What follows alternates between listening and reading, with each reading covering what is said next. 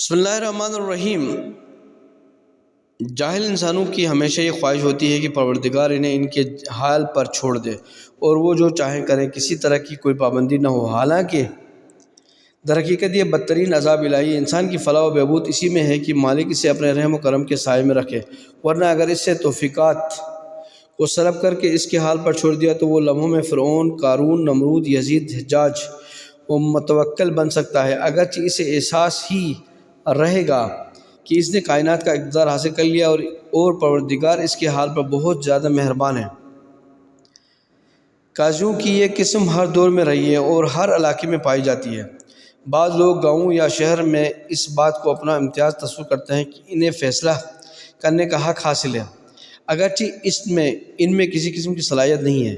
یہی وہ قسم ہے جس نے دین خدا کو تباہ و خلائق خدا کو گمراہ کیا ہے، اور یہی قسم شرع سے شروع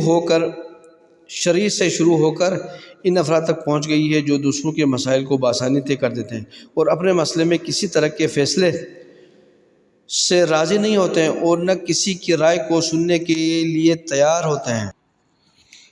ناحق بہائے ہوئے خون اس کے فیصلوں کے ظلم سے فریادی ہیں اور غلط کی تقسیم کی ہوئی میراث چلا رہی ہے۔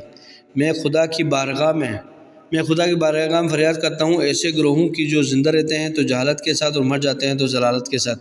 ان کے نزدیک کوئی متاع کتاب خدا سے زیادہ بے قیمت نہیں ہے۔ اگر اس کی واقعی تلادت کی جائے اور کوئی متاع اس کی کتاب سے